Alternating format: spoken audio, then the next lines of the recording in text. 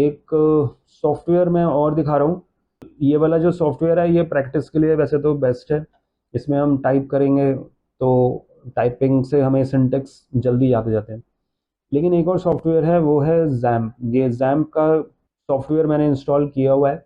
तुम्हें अगर software install करना है तो यहाँ पे लिखना होगा जैम्प। नॉर्मली ये सॉफ्टवेयर को पीएचपी डेवलपर्स ज़्यादा यूज़ करते हैं। इसके अंदर क्योंकि हमने पढ़ा था कि एम का मतलब यहाँ पे माई एसक्यूएल और पी का मतलब पीएचपी, दो सॉफ्टवेयर्स हैं, और ए का मतलब अपाची सर्वर भी है इसमें। तो लेकिन अगर तुम्हें सिर्फ माई एसक्यूएल का यूज़ करना है तो भी कर सकते हो।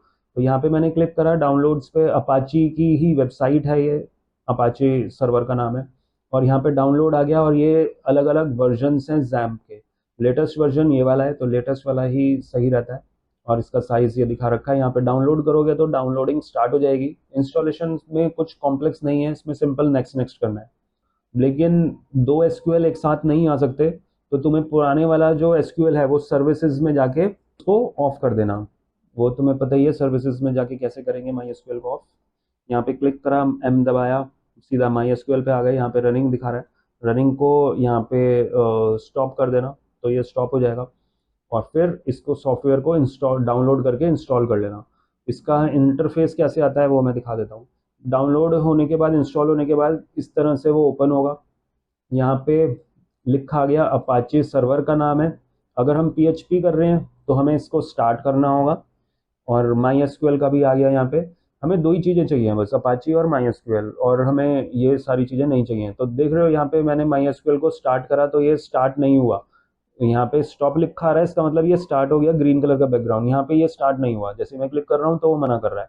क्यों हो गया? क्योंकि ये माई एसक्यूएल ऑलरेडी रनिंग हो रहा है सर्विसेज में जाके। तो या तो मुझे उस सर्विसेज में जाके उसको बंद करना होगा। सर्विसेज में माई एसक्यूएल पे गए, इसको मुझे स्टॉप करना होगा। स्टॉप हो गया वो, और अब हम यहाँ पे स्टार्ट करेंगे तो ये स्टार्ट हो गया। तो ये स्टार्ट हो चुका है, और यहाँ पे इसके आगे लिखा है एडमिन, इसी पे क्लिक कर देना है। तो ये यूआरएल खुल जाता है। यहाँ पे ये ब्राउज़र में खुलता है सीधा। बेटर है कि इसमें दोनों ही स्टार्ट कर देना, यहाँ पे सर्विसेज जो भी हैं दोनों ही स्टार्ट कर लेना। थोड़ा टाइम ले रहा है, खुल जाएगा। एक बार इसको भी देख लेते हैं अपाची सर्वर चल रहा है कि नहीं। अपाची सर्वर पे मैंने क्लिक किया तो एकदम से खुल के आ गया है। माई एसक्यूएल में थोड़ा सा टाइम ले रहा है, और माई एसक्यूएल भी खुल गया है। तो अपाची सर्वर की वेबसाइट पे हमें कुछ नहीं करना। तो यहाँ पे ये डेटाबेस खुल के आ चुका है, और यहाँ पे अब हम अपनी डेटाबेस को क्रिएट करेंगे।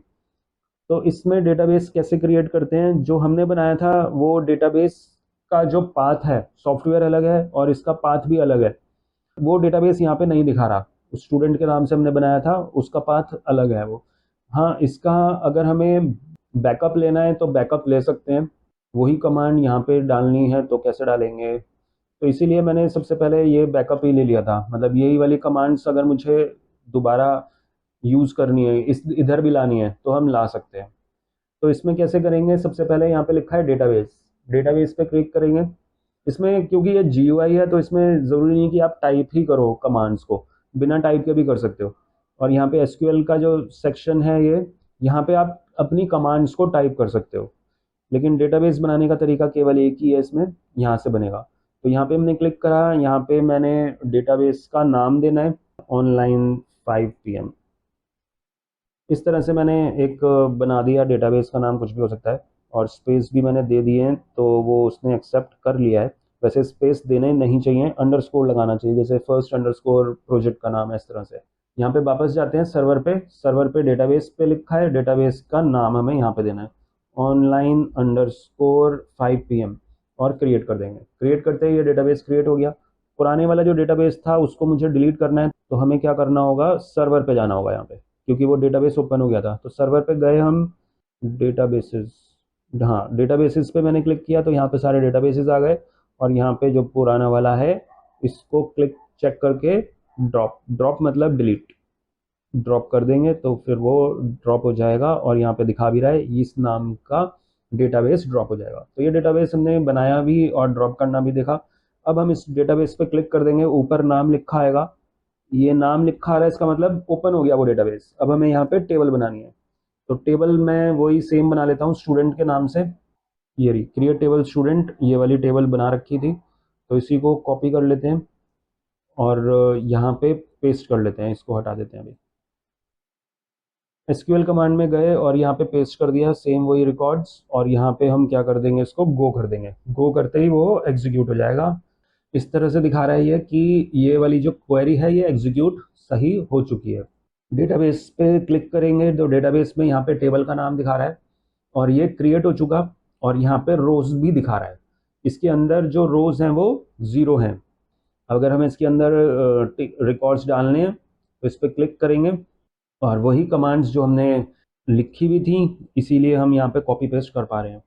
अगर लिखी हुई नहीं है तो फिर टाइप करना पड़ेगा। तो यहाँ पे दिखा रहा है 20 रिकॉर्ड्स एडेड हो चुके हैं, इंसर्टेड, और स्टूडेंट में जाके देखेंगे तो वही रिकॉर्ड्स यहाँ पे इसने सब शो कर दिए है। अब एसक्यूएल में जाके देखेंगे, यहाँ पे सेलेक्ट स्टार लिखा हुआ है पहले से ही। यहाँ पे सेलेक्ट की कमांड, इंसर्ट की कमांड का सिंटेक्स यहाँ पे दिखा दिया इसने। इंसर्ट का सिंटेक्स जो हमने यूज़ किया था। अपडेट का कैसे करना है ये सब हम पढ़ेंगे। अपडेट और डिलीट, इंसर्ट और सेलेक्ट पढ़ चुके हम। तो इन सेलेक्ट स्टार करा हमने। वेयर वन का मतलब ट्रू है कंडीशन, नहीं भी लिखोगे तब भी सेम ही बात है। तो इसको मैंने हटा के गो करा, तो इसको उसने वही सारे रिकॉर्ड्स यहाँ पे शो कर दिए हैं, और यहीं पे अगर हम अपनी वो कंडीशंस लगाएंगे तो भी वो चल जाएंगे। अगर हमें बिना कमांड के टेबल क्रिएट करनी है, वैल्यू इंसर्ट करनी है, तो कैसे करेंगे वो भी देखते हैं। तो यहाँ पे न्यू पे क्लिक कर लेते हैं। न्यू से डेटाबेस के अंदर न्यू, तो न्यू से टेबल बन जाएगी। यहाँ पे टेबल का नाम पूछ रहा है, यहाँ पे मैंने डेमो लिख दिया, और यहाँ पे कॉलम्स के नाम पूछ रहा है। तो सबसे पहले हमें देना है कॉलम का नाम आईडी, नेम, एज, कोर्स, ऐसा कुछ भी यहाँ पे लिख सकते हैं। फिर यहाँ पे डेटा टाइप्स पूछ रहा है, इसमें इंट दे दिया हमने। यहाँ पे वैरकैर, वैरकैर का साइज होता है, यहाँ पे लेंथ देनी होगी। वैरकैर नाम 50 का दे देते हैं। एज को टाइनी इंट रख लेते हैं, क्योंकि टाइनी इंट में हमने पढ़ा था कि 127 से बड़ा नंबर तक आ सकता है इसके अंदर। और कोर्स के लिए वैरकैर, वैरकैर के साथ साइज लिख दिया हमने यहाँ पे 50। इसमें डिफ़ॉल्ट वैल्यू भी पूछ रहा है, कोर्स में दे देते हैं डिफ़ॉल्ट वैल्यू एज डिफाइन करके। एज डिफाइन, और कोर्स में मैंने मान लो लिख दिया एसक्यूएल। अगर कोर्स हमने डिफाइन नहीं किया तो एसक्यूएल आ जाएगा। फिर ये कुछ नहीं है। एट्रीब्यूट्स में अनअसाइंड लिखा है, जैसे कि हमने यहाँ पे क्या किया था, एज को नंबर दिया है, तो एज नेगेटिव तो नहीं हो सकता, तो यहाँ पे हम इसको अनअसाइंड लिख सकते हैं। अनअसाइंड मतलब जो कि पॉजिटिव ही आएगा। इसी तरह से वैसे तो आईडी को भी हमें अनअसाइंड लिखना चाहिए था, क्योंकि आईडी में भी नेगेटिव नहीं आएगा। नल वैल्यू अलाउ है तो ऑन करेंगे, नल वैल्यू अलाउ नहीं है तो ऑफ कर देंगे। तो मैं एज को नल के लिए अलाउ कर देता हूँ कि नल एज खाली छोड़ सकते हो। अगला इंडेक्स लिखा गया, प्राइमरी की हमने पढ़ा था, यूनिक पढ़ा था। आईडी को हमें प्राइमरी की करना चाहिए, तो आईडी को हमने प्राइमरी की कर दिया है। नाम पूछ रहा है ये कि ये कॉलम का नाम क्या रखना है प्राइमरी की का, तो इसमें कोई चेंजेस नहीं करने, ओके कर देंगे।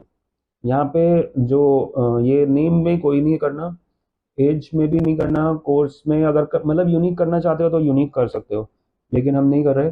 एआई लिखा गया यहाँ पे, यानी कि ऑटो इंक्रीमेंट, ये अपने आप ही इंक्रीमेंट होता रहेगा, और इसमें कुछ नहीं है बस। और इसको क्या कर देंगे, अब सेव कर देंगे।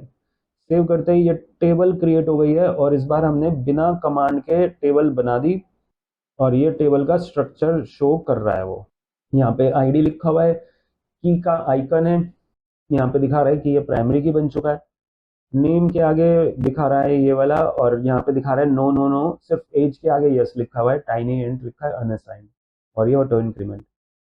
तो टेबल हमारी बन चुकी है। अब हमें इसके अंदर वैल्यू इंसर्ट करना है, तो वैल्यू इंसर्ट करने के लिए यहाँ पे कॉलम बना हुआ है इंसर्ट का, बिना कमांड के आप इंसर्ट कर सकते हो।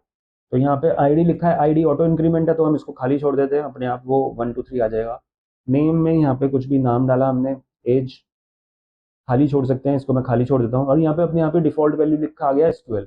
गो करेंगे तो एक रिकॉर्ड इंसर्ट हो गया, ये उसकी कमांड भी लिख के आ गई कि ये वाली कमांड एग्जीक्यूट हुई है, और एक रिकॉर्ड इंसर्ट हो गया। डेमो में जाके देखेंगे तो यहाँ पे दिखा रहा है 1 एज नल है और एसक्यूएल। फिर से एक और कमांड मेरे को डालना है रिकॉर्ड, तो इंसर्ट में जाएंगे। नेम इस बार मैंने बी कर दिया, इस बार एज इसकी 20, और इसका दूसरा कोर्स इस बार हमने लिख दिया यहाँ पे पाइथन। सेव करते हैं तो ये लिखा गया, एक और रिकॉर्ड ऐड हो गया। डेमो में जाके देखेंगे तो एक और रिकॉर्ड यहाँ पे आ गया। तो इस तरह से हम रिकॉर्ड्स को ऐड कर सकते हैं। तो टेबल बनाई थी, इसका आप बैकअप ले सकते हो। इसका बैकअप लेने के लिए यहाँ पे हम क्या करेंगे, एक्सपोर्ट पे क्लिक करेंगे।